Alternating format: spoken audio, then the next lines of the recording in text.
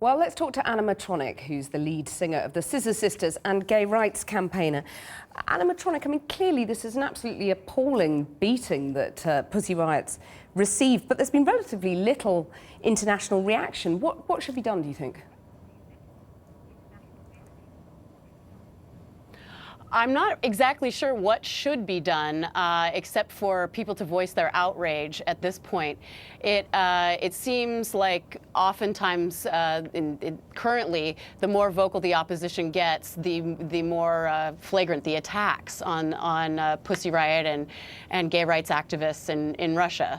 It's hard to say what the appropriate tack is. My only hope is that Pussy Riot continues to do what they do and continue to fight, because I believe in what they're fighting for. Well, what do you make of what one Cossack was quoted as saying, that the Pussy Riot were engaging in cheap provocation? I mean, they are trying to provoke, aren't they?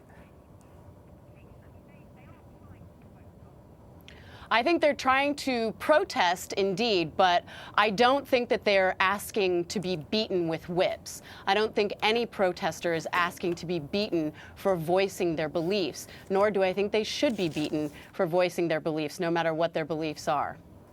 But do you think that, in a sense that, I mean, you're a big supporter of gay rights, and there's been a lot of gay protests in Russia. Is there a sense in which some of the countries targeted should come ahead of Russia? For example, let me just put to you what the Gambian president said yesterday. He said, "We will fight these vermins called homosexuals or gays the same way we're fighting malaria-causing mosquitoes, if not more aggressively. As far as I am concerned, LGBT can only stand for leprosy, gonorrhea, bacteria and tuberculosis, all of which are detrimental to human existence." I mean, with things being said like that, surely a country like Gambia should be front of line for the gay protests. Indeed, and I think with an outrageous statement like that, it will be.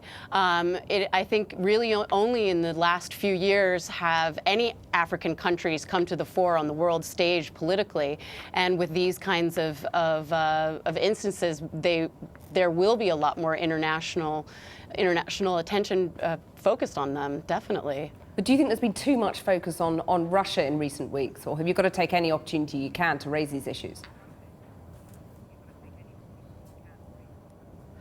I agree that we should take any opportunity we can to raise these issues, but Russia has always been, especially to America, very much a country that we've looked to and come up with. You know, I grew up at the height of the Cold War in the 80s, and when the Iron Curtain went down, everyone in America was very excited and hoping that Russia would go from an enemy to an ally and become one with us in the fight for democratic and human rights all over the world. And sadly, that's not the case. And when you see images such as those today of the beating that Pussy Riot members endured, I mean, clearly the Sochi Games has not done anything for Russia's image, has it?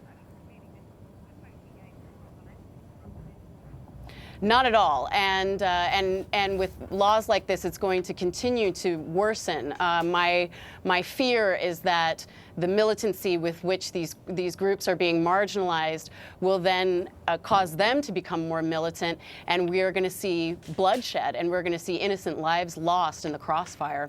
And it's reprehensible to me. I hope that we can all collectively in the West use our voices to influence these policies being made all over the world. Matronic, thank you very much for joining me. John.